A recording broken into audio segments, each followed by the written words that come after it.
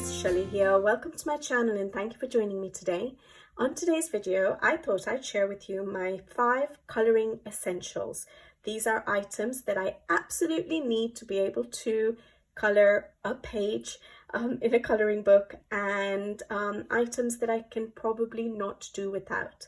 I think there's a lot out there with regards to materials, books, supplies that you can use, mediums that you can use with colouring nowadays. And I think for a lot of people that are just starting in their colouring journey, it might be a little bit intimidating. You might not know what exactly you need or is absolutely necessary for you to be able to just get going with the hobby. And it can be quite expensive. It can appear quite expensive to be able to do this hobby, and actually it doesn't have to be. So I thought I'd share it with you, and I'm going to try and I think it's very subjective. Every colorist will be different in what they feel they need to be able to color a good page. So I think it's very subjective. So I'm going to give my opinions, my experiences with regards to coloring and what I feel I need to be able to do my hobby. So I'll get started. Hopefully it won't be too long a video, but you guys know me, I ramble on a lot, so there is a chance it may go off track a little bit. Okay, so essential number 1 for me, and I'm sure for everyone who wants to do this hobby, is pencils, of course. Now, with regards to pencils, I believe that it's good to have one. Personally, I believe it's good to have one set of good artist quality pencils. You don't need all of them out there.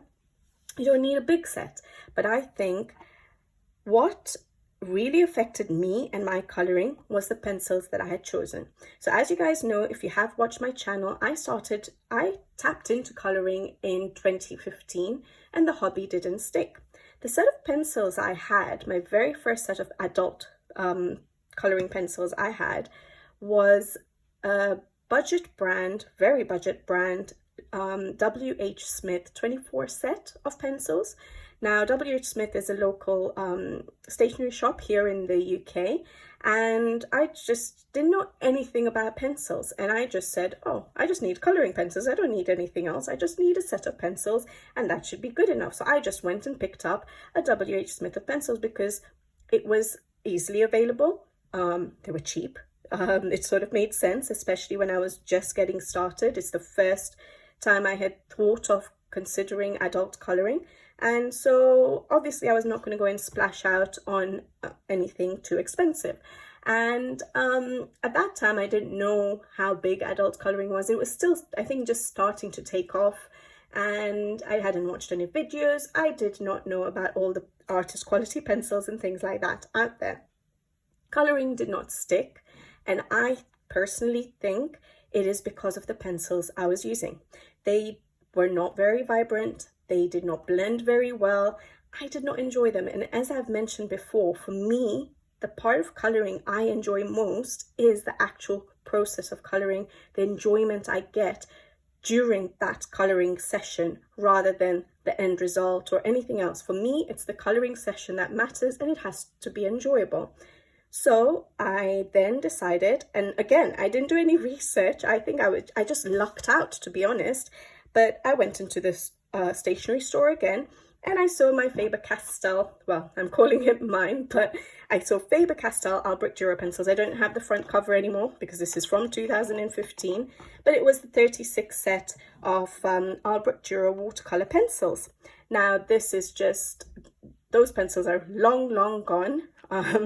Used up, but these are just some additional stock pencils for my current bigger set. But basically I started then with the Faber-Castell Albrecht Dürer pencils 36 set, and it had a little brush which I still have to date, this one that was slotted in. So that's what the set came as, and this is what I used from 2015 to 2020.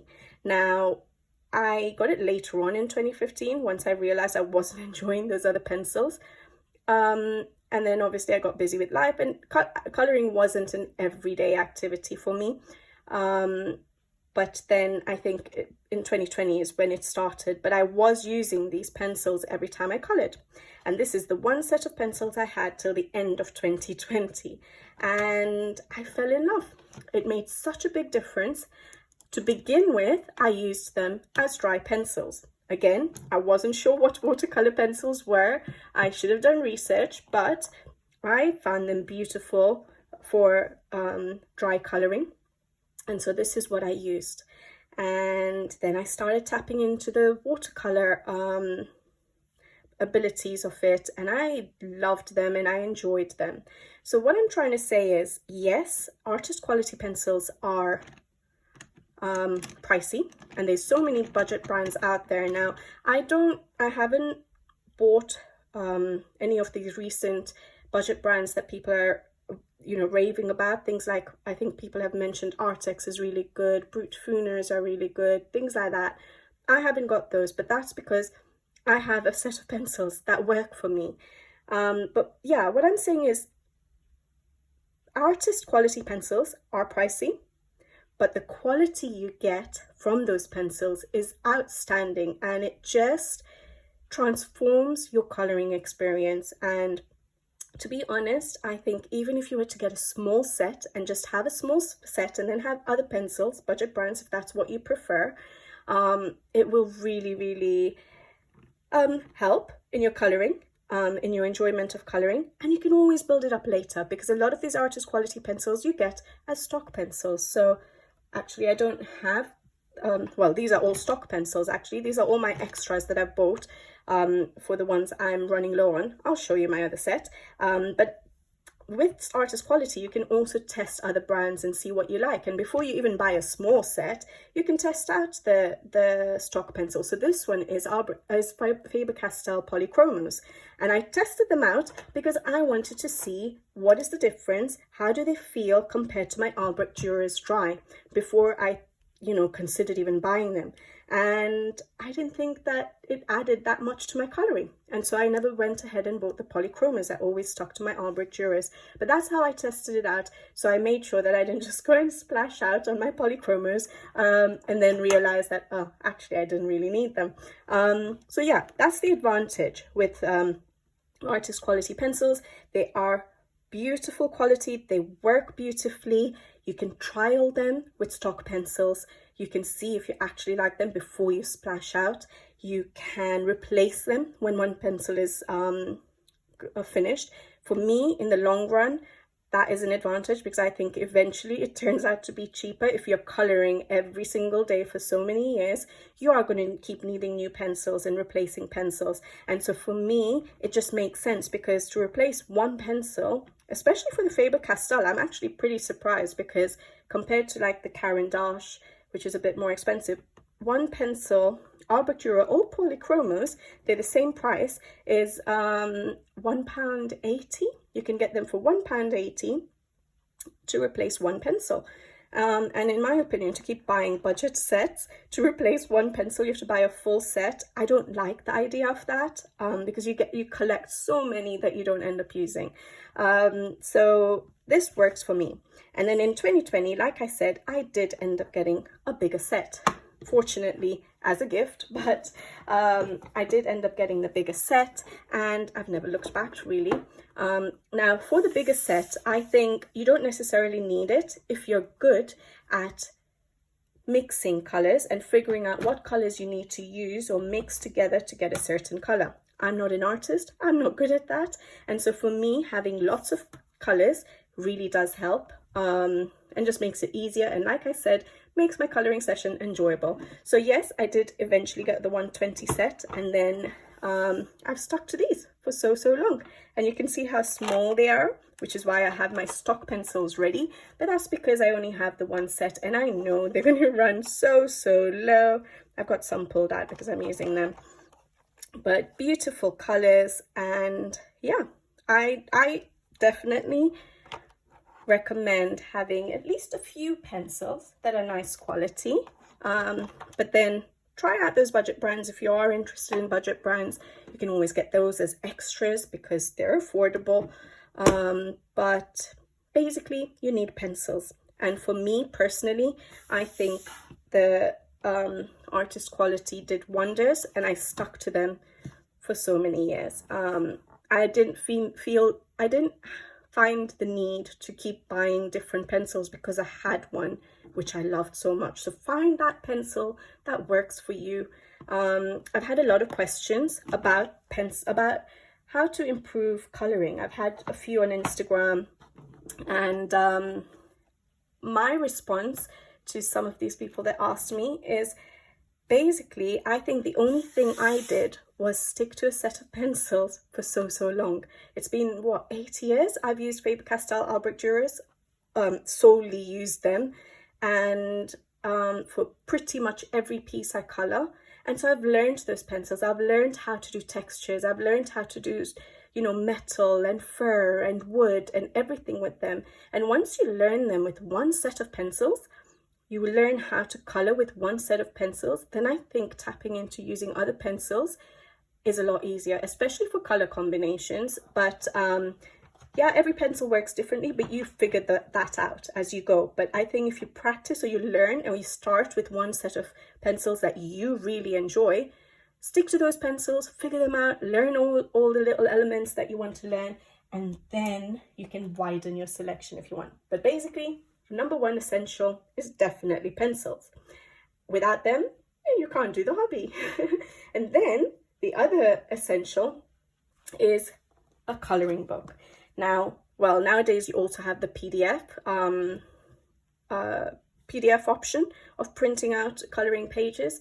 I prefer books because I can just I don't need to print it out myself. I don't need to have a decent printer, printer paper, make sure the ink is not going to run, so get like a laser jet, things like that. So for me, it's simple just to have coloring books, and I like it all in one book. So when I flip that book and I start seeing the book get filled with color, it makes me so happy. I don't like the folders and stuff like that. I like to have a book. So coloring books, number two essential. So I think there's so many coloring books out there, and I could, you know, go to my shelf at the moment because my collection has grown so much. I could pick out so many books that I absolutely love. However, when you're starting off, you don't want to get intimidated by the amount of selection that is out there these days. I think in the beginning, like in 2015, there weren't that many options. There were Johanna Basford, there were Kirby Rosan's, there was Lizzie Mary Cullen. So for me, my first ever book was a Kirby Rosan's Animorphia because it was, again, easily available in WH Smith. I went and I just picked it up. But now you have Amazon, and it's so easy to get certain books available. And I think my view on, I think your taste in illustrations changes with time, but some of the ones that have stuck with me since the beginning, bar one, because I think that book got released a lot later, but the artists that have stuck with me from the beginning are the ones I'm going to show you, and the books that I think inspire me a lot to color. I think that's really important. Make sure you get a book that inspires you to want to just get into that book. And for me, one of the main artists that I got right at the beginning of my coloring journey is Rita Berman. So when I say beginning of my coloring journey, this is when I went into it very hard and strong. That was in 2020. So this is her first book I got, which was the Rita Berman Land Under the Microscope, I think. The Land book. And I think, yeah, you need a book. Now, which book would you get? I think it's very subjective again, so it depends on the person, but I think Rita Berman books are really, really nice for beginners because they're not that intimidating to color. The illustrations are adorable. They don't lend themselves to be realistic, especially if you're not someone with an art background. It helps to take away the factor where something needs to look realistic, because it's not easy to do fur. It's a challenging element to color. So it's nice that you can do whatever you want in Rita Bearman's books. You can make, you know, the birds look however you want. You can make a bunny look however you want without having to put the fur texture into it. So I absolutely love her books. I think I love the fact that the elements are not so tiny. So the book is a small book, but what do I have here to compare it to? Sorry, should have been a bit more organized, guys.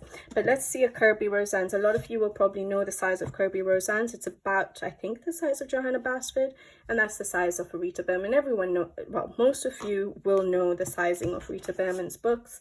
So I think it's useful to have a small book because it's not intimidating to complete a page. I think the fact that they're small, yet the elements that Rita Bearman draws are not tiny. You can color them nicely, you can do shading, you can practice, you can do flat coloring if you want. But if you're someone who wants to try or likes to do shading and things like that, you can do that in her books. They're not so tiny, the elements. The paper is good.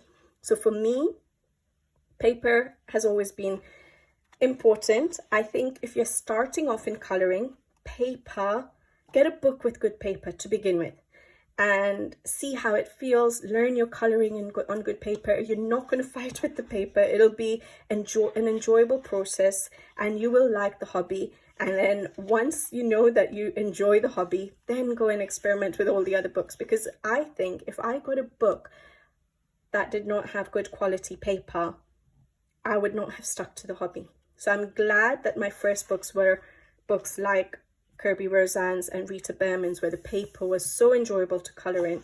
And nowadays I'm slowly tapping into certain, not all, but certain Amazon quality books, which certain artists which have beautiful illustrations are sort of attracting me now. But even today, when I know how to use my pencils, I love, you know, I know how to color. I've got a bit of experience. I still struggle with the paper. So for a beginner, I think good quality paper will help you to fall in love with the hobby, I think, because you don't want to be fighting with the paper, especially when you're new to coloring and you don't know what's happening. You will feel that, oh, the pencils are not good, or you know, is the paper not good, or I can't do this particular texture on this paper, I can't put so many layers on the paper, I can't use water on the paper, things like that. I think it does help to have good quality paper for you to experiment in and learn your hobby and enjoy your hobby. So yeah, good paper. This one, Rita Bearman's, is a good size, not too intimidating to complete, beautiful illustrations. I think this book is one of my favorite from her old collection of books, because you do have the seasons as well. So you can color, you don't have to have so many books in your collection to begin with. You will end up getting books, guys. No matter what you say, eventually you will have a big collection of books. But to begin with, it does help to have a book with seasons in it. So because you might feel like coloring seasons in the seasons, you might not. You might be someone who colors whatever you want throughout the year, which is absolutely fine. But it gives you the option. And it gives you the option, especially because if you're going to, you know, take part in hashtags and things like that, if you want to sort of get involved in the coloring community, it helps to have a book which has the seasons, which has different elements to color. So yeah, this is beautiful and I love it because, again, it's not so realistic. You can do whatever you want. You can make it really colorful. You can do flat coloring. You can do shading. You can do backgrounds if you want, or leave it blank if you want. This is an all pencil background. That took me ages. But yeah, very early coloring. So Rita Bearman's Land Under the Microscope book, but I also pulled out one of her other books because I love her work like so much. That was my favorite one from the old selection, and I think so far, I know the Africa book is coming out soon, guys, but this one I absolutely love as well. Slightly different, yet her style has stayed pretty much the same. So the size of the book is the same, the quality of the paper is amazing. Yes, they've become a little bit more detailed. However, you get the pages where you can do, well, you get simpler pages, but you also get those pages where you can do sorry, what am I, I'm looking for those small illustrations. Like you can do little illustrations, you know, one a day or something like that, if you're that kind of, if that's what inspires you.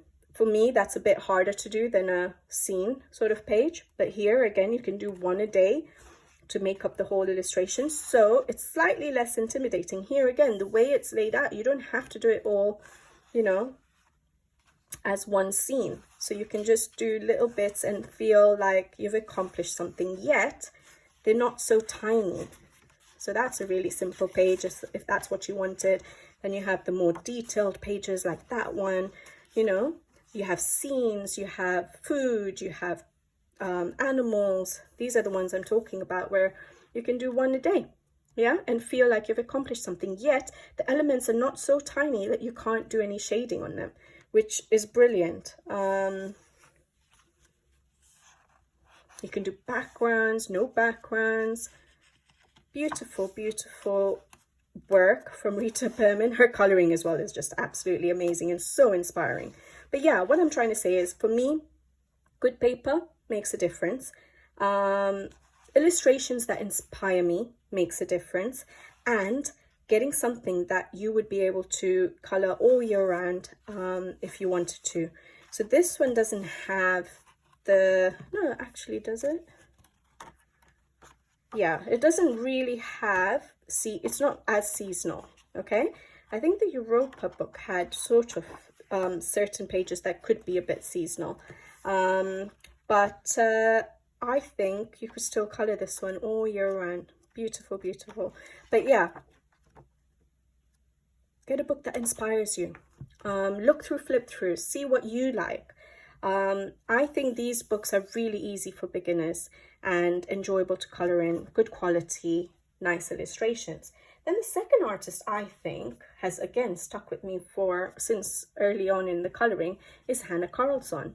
And it can be intimidating for some, but I think her illustrations are easy. Once you get started, they are easy to color. So this one is the Seasons book, and I picked this one again because it has the seasons, so you could color it all year round. You could, you know, take part in hashtags and things like that. And what I like about Hannah Carlson's older books, especially, I love her older books. First of all, the quality of the paper again is beautiful to learn how to do coloring in. The hardback makes you feel like you're coloring in a very luxurious book. To me, that makes a difference. I love opening this book and sitting down and coloring in it.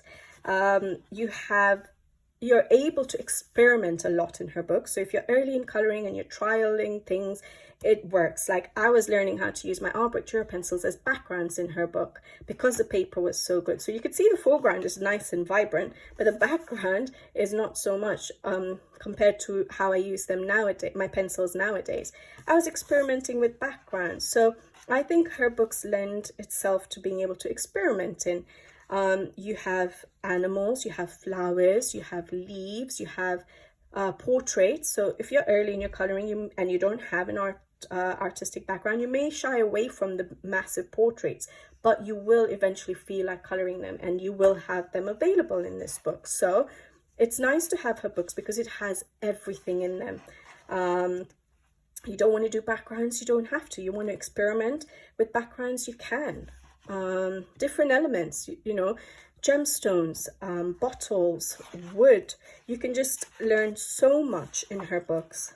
I'm saying learn, but you know, I think it comes naturally. When you start coloring, you know, you just want to color, but as you start coloring elements, I think it's just natural instinct to want to trial things and improve on certain things. I think it's nice to see that development, even in a hobby. Maybe it's, again, some people probably just like to color flat coloring and just, you know, just leave it at that, and which is absolutely fine. But eventually you might find that you enjoy the hobby so much that you want to, you know, experiment and try to get a bit more brave with your blending of colors and choice of colors and things like that. So portraits, very early ones, hair, you know, so much to experiment on. Love this. Fur. So some of the pages, like sort of the bird, for example, here, it doesn't have to be realistic. And you don't have to do these realistic either, but if you wanted to learn how to do fur, you can, you know. And I like also the fact that there are scenes, basically. You have the small elements pages in this particular book of hers. More fur. See, just beautiful. So much you could experiment on, learn. I think I'm someone who likes to learn and likes to develop my skills in whatever I do, especially if I enjoy the hobby, or even if it's not a hobby, it's just something I'm doing in life. So even my profession, things like that. I think I enjoy just trying to, as long as I enjoy what I'm doing, I do see myself pushing myself to develop further.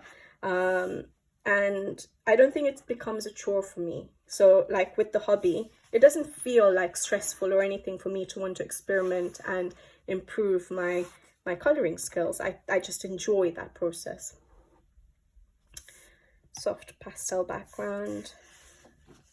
So yeah, I think Hannah Carlzon again is really good because of the quality of the book. The paper is enjoyable to color in. You can do so much experimenting. You have small illustrations you can do. You have scenes, you have animals, you have flowers. You can experiment. You have so much to color. So if you don't like coloring something, there's always something else to color. That was my first ever portrait that I got inspired to color. Let me see if I can see when. Oh, it's so hard. Why did I write it there? August 2020, I think. And I think I followed a skin tutorial by Peter Hewitt. I don't think she did it on this page, but I just followed a tutorial, if I'm not mistaken. But yeah, that was a few months into coloring. I already started to feel like I wanted to try portraits. You know, backgrounds. You have like Halloween pages you can use for Halloween, obviously, because it's a seasons book, but you know, it just gives you options. If you don't want to do backgrounds, you don't have to. There's some busy enough pages that you don't need backgrounds. You want to do backgrounds, you can. But yeah, so I think Hannah Carlzon books are good. Again, for me, quality does matter. It does help in my coloring experience, my coloring session. And I think this is a good beginner book because, again, elements are big. You have so many different elements to color. You have portraits and things like that. If you want to start tapping into those kind of things, you have fur, you have everything to color and experiment on and see what you enjoy. And then you can always then broaden that aspect with other books, knowing. So if you find out that you love doing portraits, then there'll be more portrait books that you can get later on. So Hannah Carlzon Seasons, I think, is a brilliant book as well to start. And then I also think Maria Trolle. I've chosen Botanicum. I prefer her older books, and I think Botanicum is a brilliant one because the illustrations are beautiful. It's a hardback again, so the coloring is so enjoyable in a hardback book for me. It just feels different, basically, but the paper is good. Again, you have so many different elements to color, mainly botanics and flowers, so you can learn how to do them. And the best thing about her books is she does give her later books, well, only her first book, I think Twilight Garden, she didn't have the register at the back, but there are from the second book onwards she did. And so you can look up the flowers if you want to. So for as a beginner, if you don't know how to pick your colors, I think Maria Trolle books are brilliant to get started in. They're so easy to just get going in. You can look up the colors on the back of the book to see what color the flower actually is, and it might inspire you. You don't have to copy it, but it might inspire you for the colors for that page. So I think that's really good. And then you have, again, portraits, but they're much smaller. So if you're intimidated by massive portraits, you can tap into portraits in, you know, Maria Trolle's books, where they're so tiny. And again, you have animals that you can do, and birds and insects, and you have scenes, or you have simpler pages. You can experiment with backgrounds. Again, because the paper is so good, you can just go ahead and experiment on everything. And I love her books, especially her older books, because the elements, so the flowers, the leaves, are a lot bigger than her newer ones, so Luna and Moon Valley. So I love the big flowers to be able to do blending. But if you're not someone who's bothered about blending and things like that. Even her newer books are really good. They have some pages which have the large flowers, but I feel like her flowers are getting smaller in her newer books. Like, they're starting to become these kind of slightly smaller flowers, and I prefer these massive ones to color. But yeah, so again, her books are nice and easy, I think, to get into if it inspires you. This page I did with just my Art Dura pencils. So pencils, wet and dry, even the background, which just goes to show, and then I just had a couple of other things which I will discuss, but which just goes to show having one set of pencils can really help. You don't have to have watercolor pencils, but yeah. So Maria Trolle's Botanicum, I think, is brilliant as well. Now, before I forget, actually, Hannah Carlson has her compilation book, Grains of Gold. So you could get that book. I don't have it because I have all of her old set of books, all of them as singles. And I know the Grains of Gold have a few more new pages, but then everything else would be repetitive pages, which I don't need. I don't necessarily need 2 copies of the same illustration, so I haven't got the compilation book. But if you don't have any of Hannah Carlson's books, maybe that's a good way to start and test an artist. So Hannah Carlson's Grains of Gold is a compilation book of all of her older selection of books. Excuse me. And then Maria Trolle has recently come out with a compilation book as well called Universum, and that one has all her, I'm not sure if Luna and Moon Valley is there, so someone can mention in the comments below if you know, but she has a few, again, new illustrations, but then the rest are picks from her already available books as singles. So again, if you don't have a Maria Trolle book, maybe having the compilation book is a good way to experiment. And a lot of artists are doing that now, actually. So for example, again, I forgot Rita Berman. Rita Berman has her seasonal books.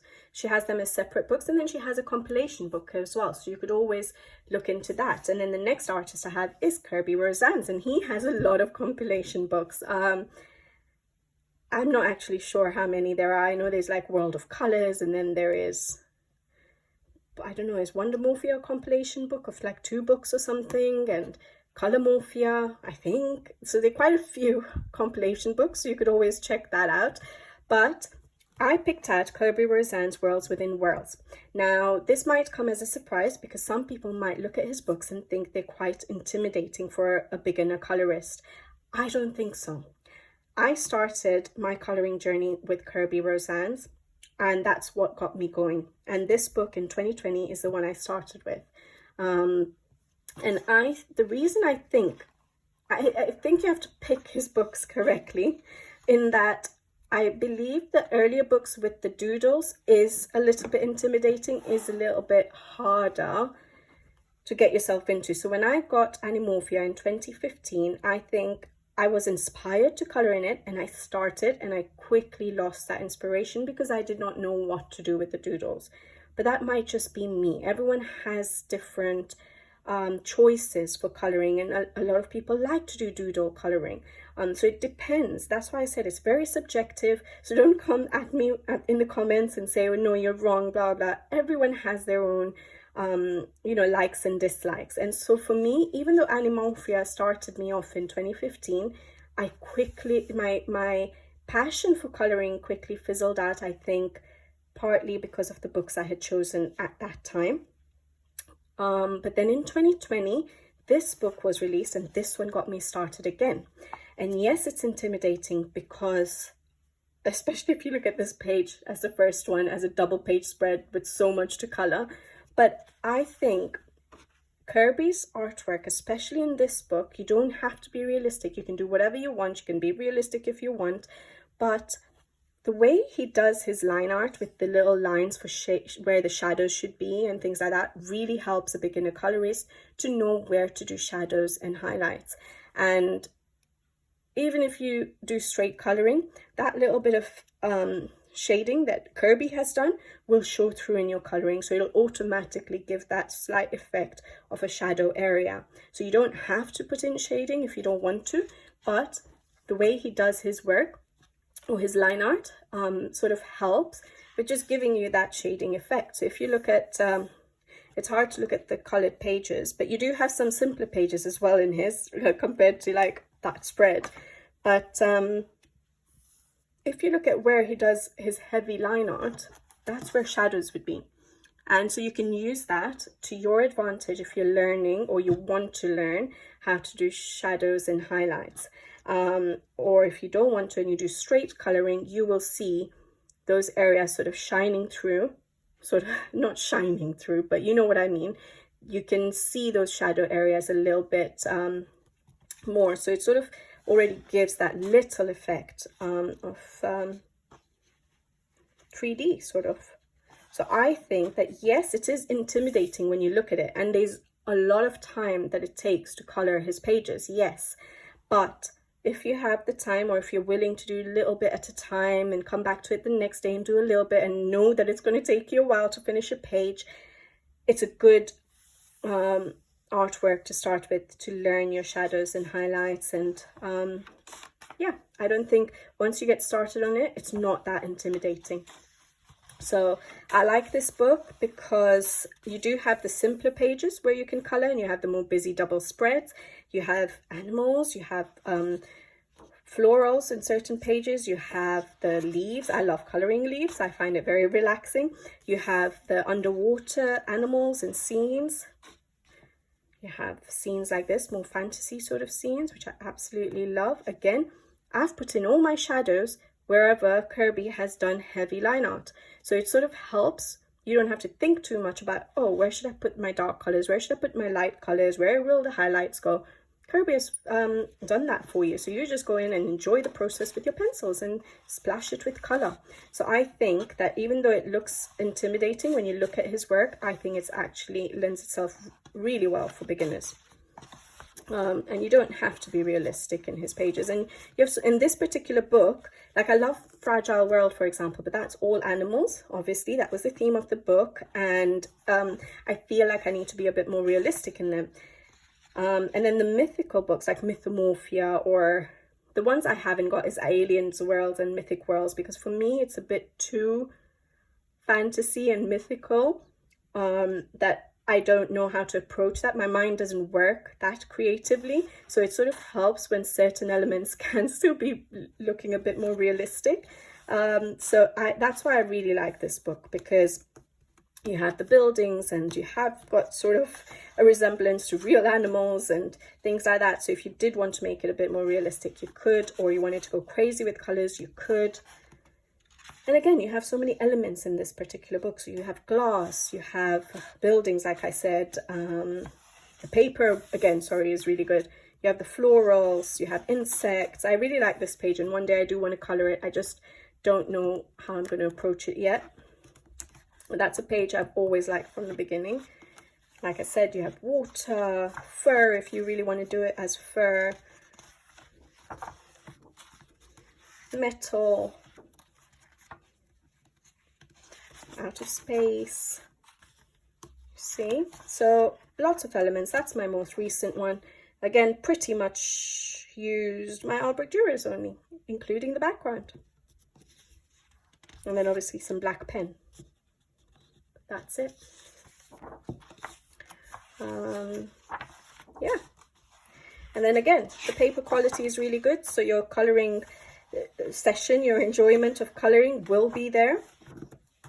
Even though this was a double spread, I did it very early on, and I think I was, when I had just started coloring, I think I was taking on double spreads a lot more than I do now. But yeah, again, all Albrecht Dürers, including the background. So like I said, I was using my Albrecht Dürers for a long time before I needed anything else. But yeah, good quality. Again, I've chosen a book that you could color sort of all year round. Nice paper. It will be enjoyable coloring in it, and it's easy to approach as a beginner, I think, with the shading. So, and then finally, one more book I have to mention. This one is an artist that came out a little bit later, meaning I started in 2020. I can't remember when this book came out. 2021? Yeah, 2021. Melpomene Chatsipanaghitu, Circle of Life. And I think this is a beautiful book. Again, it can be colored, it is seasonal, so you can color it at any time. I get very inspired to color in this book. I feel the way the illustrations are, I know a lot of people think that the line art is really dark. I don't cover up the line art that much, but when you put color on this dark sort of black line art, I think the colors just pop really nicely, and for me it works. I like that you don't have to worry about background so much in her books for a lot of the illustrations. Like all of these, you can just get started, and I get so inspired. You have a few double page spreads, but then a lot of them are the single pages, and I don't think they would take that long to color if you were a slightly faster colorist than me. But I think this book really inspires me. Again, the paper is beautiful. It's like Kirby's book, so the coloring process is very enjoyable. I think as a beginner it's not that intimidating. You can see the elements easily. You can do them realistic or not so realistic if you wanted. You don't have to do background. You have some mandala pages for those of you who like mandalas or want to just experiment with mandalas, the different kind of mandalas, but you still can. You have animals and flowers and insects and plants, and it's just beautiful. So I couldn't leave this one out, and while I'm flipping, I'm just trying to see, is it a book that a beginner would enjoy or would be able to tackle? And I think it is. I think it really is. And I know that I have enjoyed every single page that I've colored in this book, which is why I couldn't leave it out. You can experiment with your backgrounds as well if you really want to, like I was trying.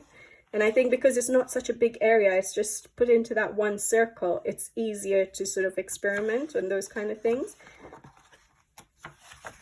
So yeah, I tackled that page. It took me 2 months. But I think it is an easy book for a beginner.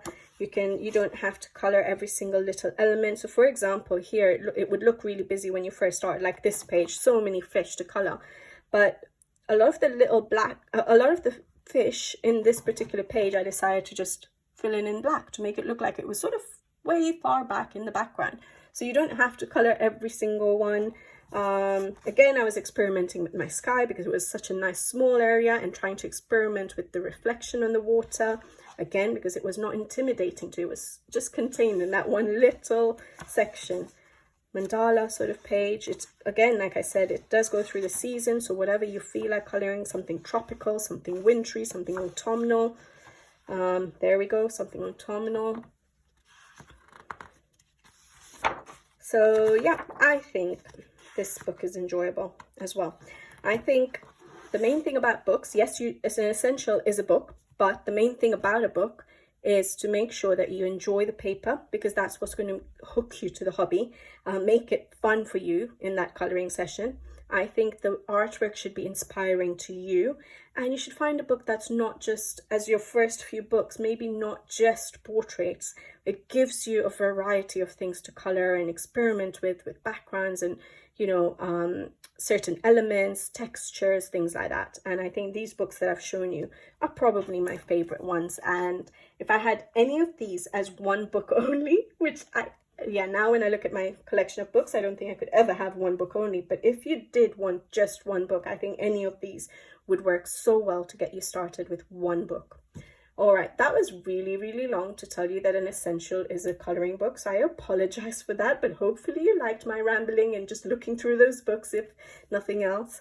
But I think the next few bits will be quite quick now. So my next essential, so that's number 3, is a sharpener. Yes, when I first started coloring, my sharpening was an issue because I did not know, again, about sharpness. And I used to have, I think, a Stedler or something like that sharpener, and my pencils used to keep breaking. Now, I knew I had Albrecht Dürers, and it would pain me when my pencils broke, because I was like, I'm just eating away at these pencils. I'm just literally throwing that money I spent on them in the dustbin. And so eventually I figured out that how essential it is to have a good sharpener to look after your pencils. And I barely get any breakages now.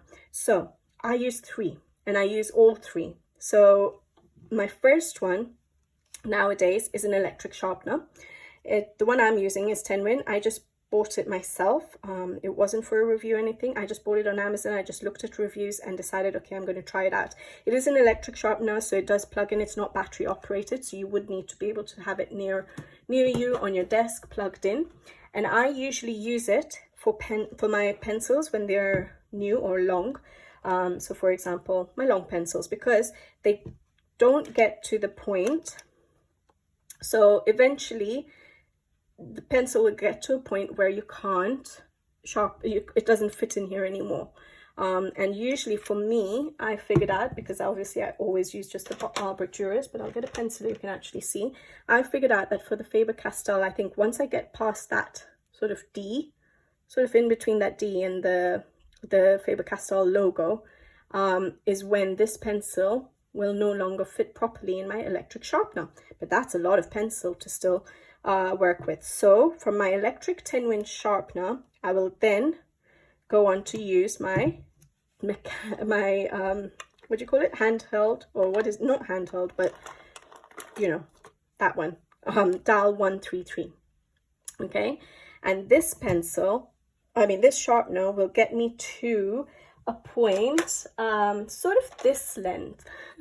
So till the Faber-Castell words, I think, if I'm not mistaken. Yes, so you can see it's just poking out there. So till that point I can use this sharpener, but once it gets shorter than that, I can no longer use the mechanical, I think it's mechanical sharpener. So then I go to my handheld comb sharpener, and this sharpener will take me till literally past that band there, and I use my pencils to that point all the way. So yes, I need all 3 100% to make sure I use my pencils till they cannot be used anymore.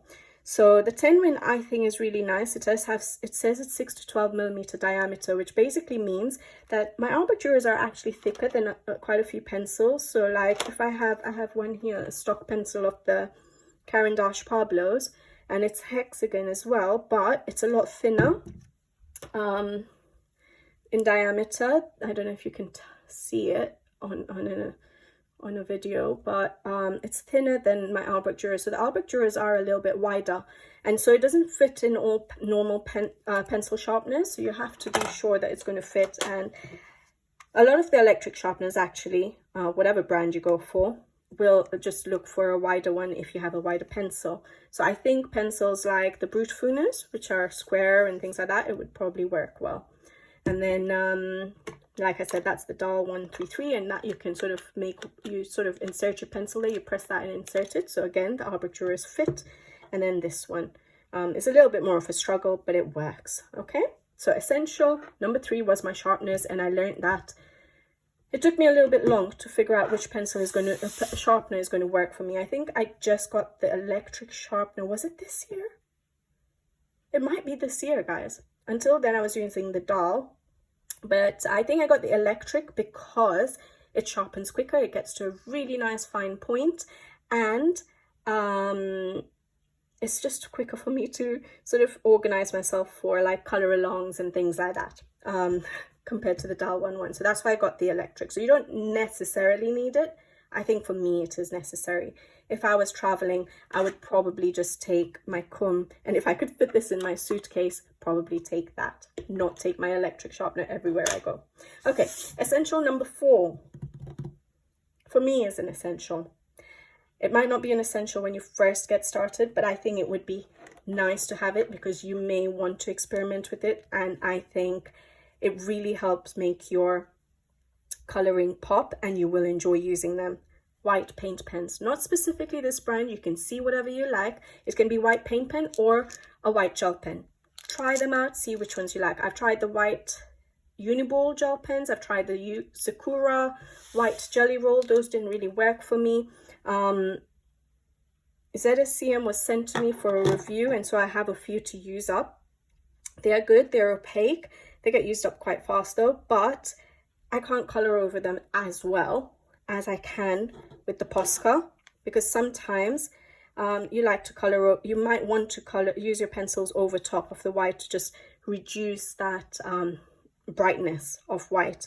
So you need something, well, you don't need, but you may want something that you can color over.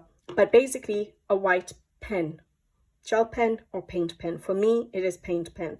I haven't tried, as you guys probably know if you watch my videos, I haven't tried the Art white paint pens. I use their colored paint pens now quite a lot, but I don't think as a beginner you need colored paint pens. I think white ones work, and if you want to add color to your white paint pens, like I said, you lay them down and you color over with pencil. Nowadays, because I don't have that many supplies, I treated myself to the Arts because I loved them so much, and I am using them a lot now. So it's useful to have the colors, but before I would say just having white paint pens is good. It's nice for covering up black lines, it's nice for giving highlights, dots effects, things like that on a page, just to make them pop. I don't know if yeah, here we go. So all these little dots that I've done over there is just with white paint pen, you know, to do dots in the eyes, things like that, to make things work. If you want to do like a night sky, you can use your white paint pens to do the stars and the shooting stars and light effects, cover up black lines to make them look like ice, water, you know, a glass object. You would need a white paint pen. Water, glass object, what else, translucent objects like clothing, certain elements like flowers if you're trying to make a white element. So I think white paint pens definitely help in your coloring. I think it is an essential, especially if you're going to do animals and portraits and stuff, even for just the eyes, to make the eyes come to life. So yes, I would say a white paint pen is definitely an essential. You don't need colored paint pens, but I think white paint pens help. And then you can always add a pencil over the top if you want to change it to a different color as you know, get going. So yeah, white paint pen. And then finally, what was my last essential? Oh yes, essential number 5, in my opinion, is swatch charts. I think, even though I know my pencils so well because I've been using them, my Albrecht Duras, for 8 years, I still refer to my swatch charts, and it helps to see what the colors look like on a paper before you use it on your coloring pages, and you can sort of see them laid out, see what they're going to look like. Not all pencils match their barrels, and so having them swatched out definitely helps. And also just seeing them together, you might be able to just pick out colors a lot easier. So it's sort of a quicker process in choosing your colors. So that's my Albrecht Dürer, and that's my Pablo's, which I just recently got, as you guys know. That's my Castle Arts, which I got for free in a giveaway, which I don't really use. They're stored away, ready for my son when he's ready to color a bit better rather than just scribble all over the paper. And I have my Black Widows because there was such a big craze of them in, I can't remember, was it 2020? And closer to the end of 2020, yes, because I got it for my birthday. My mum had given me some cash to spend, and I said, okay, I'm going to try out some new pencils because I've used my Albrecht Dürer for so long and I didn't need to. That's when I learned I sort of didn't need to. Yes, they're beautiful colors, but they don't work like my Albrecht Dürer. But anyway, so I swatch all my pencils out. That's all the pencils I have. Like I said, I should probably take out the Castle Arts now because I don't really use them. And these, I'll try and see if I can use them again. Maybe now with my experience of coloring with pencils, I know it's Albrecht Dürer, but I might be able to work better with them, but I feel like sometimes the colors are lacking. I don't know, I think I like the vibrancy of the Albatross, that's the problem. And then I also swatch out all my other mediums, so my brush pens, my distress inks. I think it really helps to just pick out colors easily just by looking at them, rather than testing it out every time you use a page, start coloring a page. You take out a pencil and then scribble and say, oh, what does this look like? Or what does this look like? Just having it swatched out for me really helps. I do have OCD, and that's probably why. So if you're not someone who likes swatching, this might not be an essential, but for me, I think it is. These are watercolor paints, Paul Rubens. These are my Neocolor 2s, again, all swatched out in this one folder, because when I'm coloring, it's just, I have a tiny little drawer here underneath on the desk, which it just slides into. So when I'm coloring and I decide, okay, now what should I use for a background, I'll just pull out this one folder, look at the colors, and then go and get that supply out for me to use. These are the Arteza metallic watercolor paints. I really want the Paul Rubens though. I think, I don't know if you guys know of any good bigger sets. I don't want to get the tiny little handmade ones yet. I don't think I have the skills for that, or I don't use them that much. But if you guys know which good bigger set or big set of, or big variety of colors in metallic or glitter is good, let me know. I had Paul Rubens in my wish list.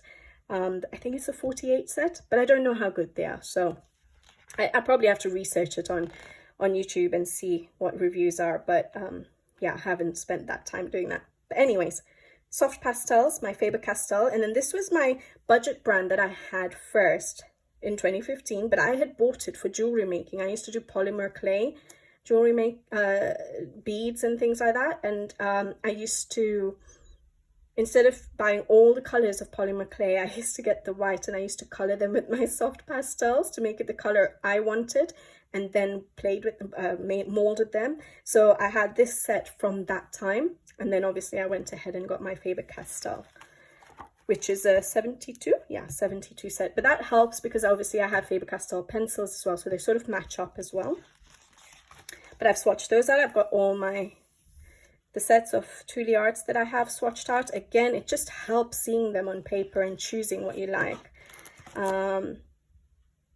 ZSCM, and then these are the new ones. I've just done a review of them, the Artix acrylic markers. They're not new, they're new for me, and those are beautiful. I know I've had mixed comments on that particular video, but I quite liked these for coloring over, so for basing, really nice.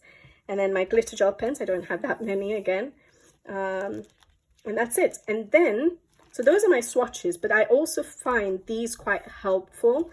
Not essential, but helpful. So when I find colors of hair that I like, or I've tested it on a page and I really like it, I'll sort of record it, so that when I come to coloring a page and I don't want to think about a new color, I'll come to this folder of mine and see, okay, is there a color here that I like, and I just pick out those colors and do it. At least that's an easy way to get into a page. So I do like to sometimes record certain elements. So I have hair, and I've got these off online, I think. You can probably find it online. It doesn't have anyone's name on it, but it's not mine. But I found it online. So yeah, hair. I have written all of these out, but I haven't actually colored them. And then I have skin tones. And sometimes I write down, if I really like the skin tone, what page I did it on, so I can have a look at it on the page to see if I really like it. I got lazy and I didn't do all the swatching. Then I have fur. So if I find fur that works, like the colors I like, then I don't have to always keep thinking about what colors to use, because I basically, these elements for me are challenging. So having a note of them, it's easy for me to just flip through and say, okay, I want this particular color. And this folder of mine does go with me when I go on holiday and things like that. So I have an easy reference to do if I just want to get into a coloring and just get stuck in without having to do too much thinking. So I have fur that I save, gems, stones and crystals, metals, which is getting longer because I keep trying to find new ones. Then food, so fruit and veg especially. So So recently I did, oh yeah, recently I did that Evelyn Van Coatsum Rose and Friends 2 book. There were lots of fruits on that illustration. So I've noted down because I quite liked how my kiwi had turned out, my orange slice. So something to work with. If I find a better combination, then I would probably like note it down again and say I prefer, like put a star next to it or something. Insects and animals, so like a frog combination I liked, red admiral, butterfly, giraffe. So I don't note all of those down because it's always different in different illustrations. And then certain leaf combinations. Now that was probably quite early on because nowadays when it comes to leaves I sort of just experiment and I just automatically go to certain colors in my, because I just use one set of pencils usually. So I don't always refer to this, but I have got leaves like autumn leaves and things like that. And then random. What is random? Like balloon colors and bricks and snow and things like that. Backgrounds, because I used to do backgrounds with my Albrecht Dürer pencils when I was learning, or if I use Distress Ink or New Color 2s and I like the color combination, I note it down. And gems, I've done a video how I color gemstones, so it does really help. Okay, now here I've started my, because I've just recently got the Pablos. Now I'm trying to figure out how to do combinations with my Pablos, so I'm going to start noting down combinations I like for my Pablos. So I guess this only works if you don't have like, I don't know, 10-15 sets of pencils. So I don't know what people with larger sets of pencils do, if they do note things like this down or just do a swatch.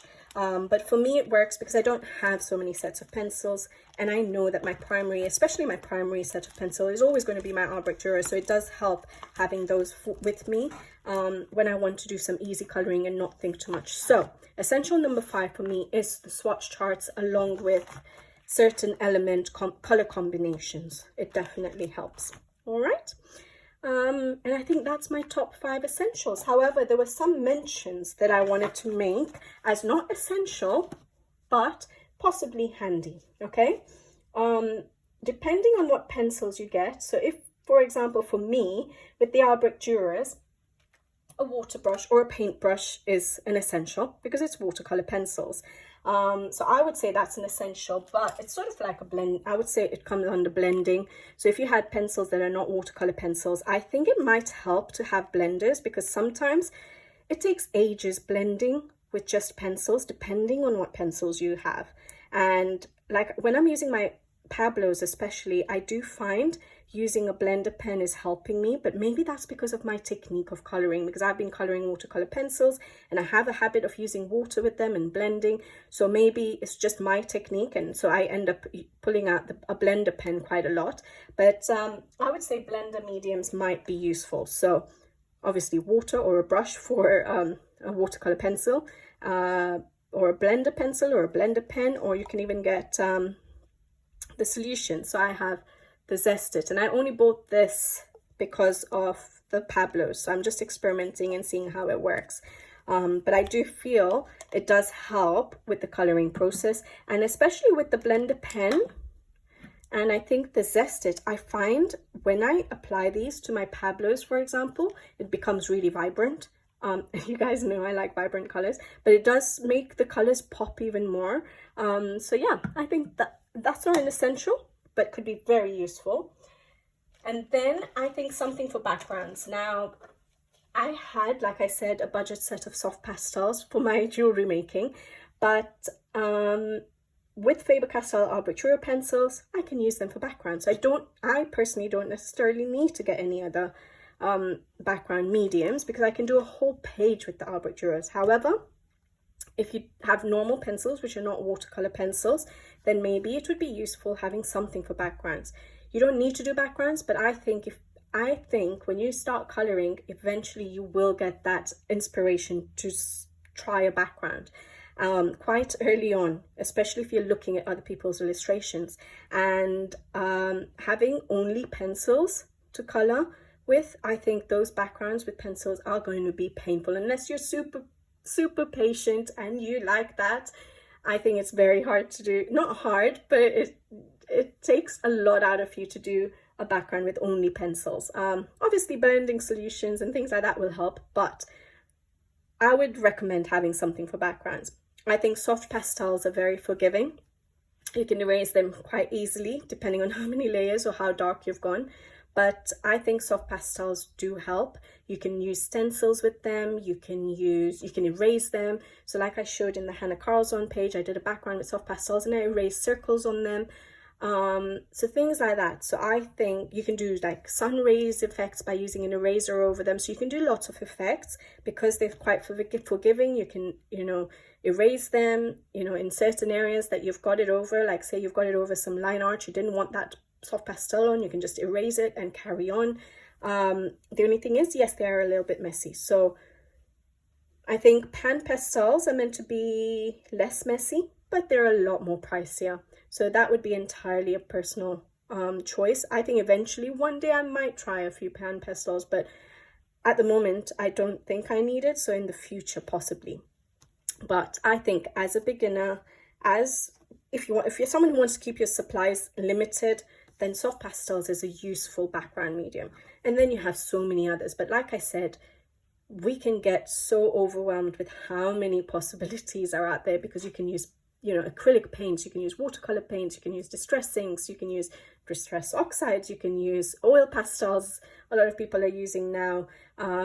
You can use watercolor pencils, you can use pencils, you can use soft pastels, pan pastels. There's so much. So I think just having one medium to start off with is useful because at least you can have an option for doing a background.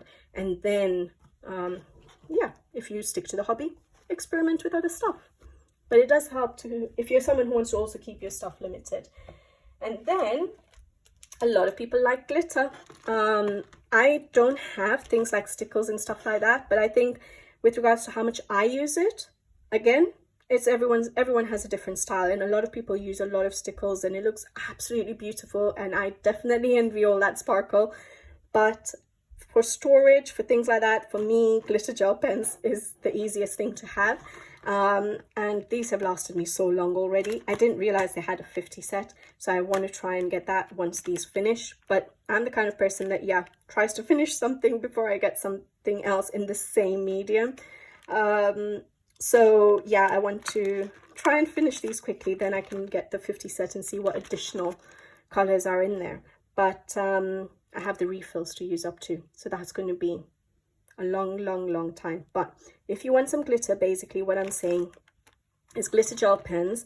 I tend to use, I do use glitter gel pens a little bit. This was the first set I ever got, the Sakura Jelly Roll. Not enough colors for me because I like blending with them, which is why I got that. But I use the gold and the silver of the Sakura Hybrid Dual Metallic, the Pentel Hybrid Dual Metallic in silver and gold. I absolutely love these, and I use these probably the most. And then when I want some colors, when I used some of these. But these have lasted me so long because they're not enough colors for me to blend with, and I like to blend even with my gel pens. But they're beautiful too. These are nice too.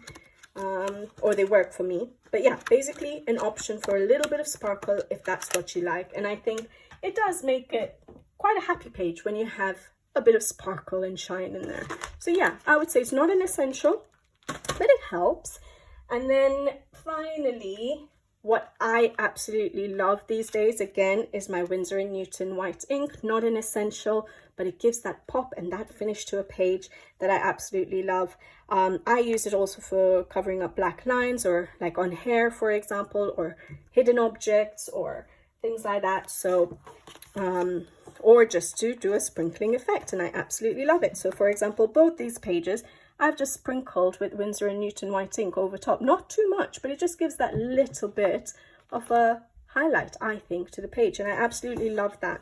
And like I said, for hiding hidden objects, because I love my mythographic books, but I would say, I don't know if I did it in this book, but for example, in certain books, if you want to make the hair more realistic, or especially the eyebrows, I white it out with the Winsor & Newton ink, and then I color over top to make it more, like strokes of hair, to make it slightly more realistic.